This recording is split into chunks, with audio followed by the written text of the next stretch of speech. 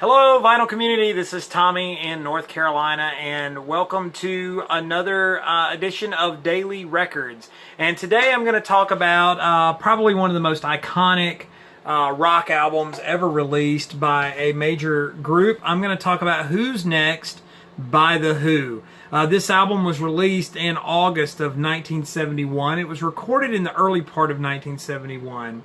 Now, this album is primarily, like most Who albums, composed by Pete Townshend. There is a John Entwistle tune on here, My Wife, which is his usual sort of kind of funny, kind of dark humor kind of song about him running from his wife. It was produced by Glyn Johns, one of the great hard rock producers to ever get in a booth to record an album. Now, the story behind this album was that after Tommy, The Who had released Live at Leeds as sort of a kind of the hold fans over. Tommy was a huge success, and of course Pete Townshend was talking a lot and thinking a lot in terms of grand ideas. And he had started this idea called the Lifehouse. Now, Lifehouse sort of became Pete Townshend's smile. It was going to be bigger and better and more expanded than Tommy. If Tommy was this sort of groundbreaking album in terms of it being a rock opera or telling a story,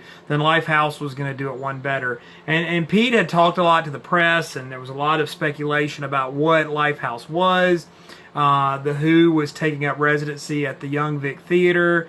They were going to compose these different themes for people. There's a lot of ideas in Lifehouse that Pete was sort of grappling with. Early ideas about what the internet would become later.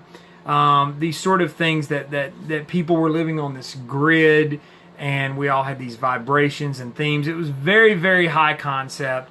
And in the course of creating this thing, Pete had a little bit of a breakdown and kind of abandoned ship and kind of gave up on it. There were several songs written and demoed for this Lifehouse project, but I think the band, the other members of The Who, Roger Daltrey, Keith Moon, and John Entwistle, just couldn't quite get behind what Pete was going for, and I think just under sort of the burden of being commercial and trying to put out music, they recorded a lot of this material that ended up being Who's Next. Some of the songs in particular that dealt with this Lifehouse concept, Bob O'Reilly, a lot of people know that as the Teenage Wasteland song because of the chorus.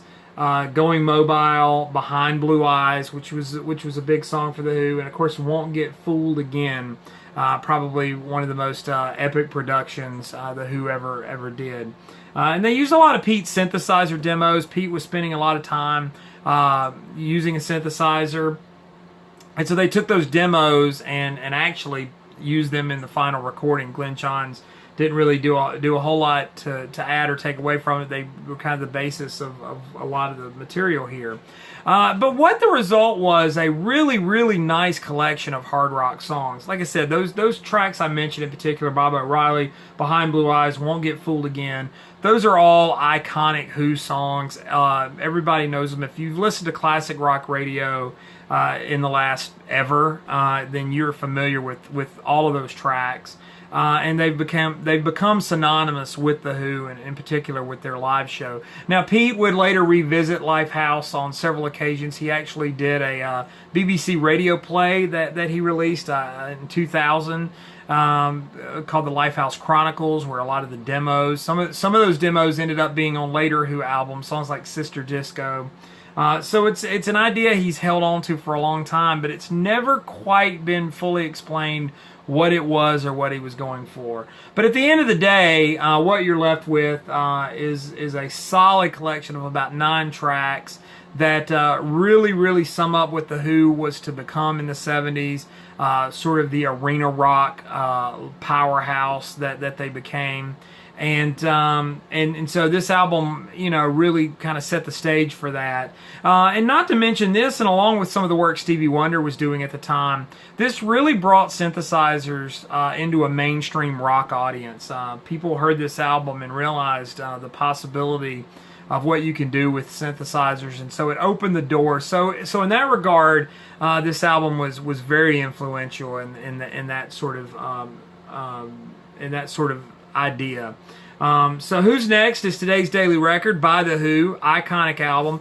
Comment below with your thoughts and opinions about it, or cover anything maybe I didn't cover in this video.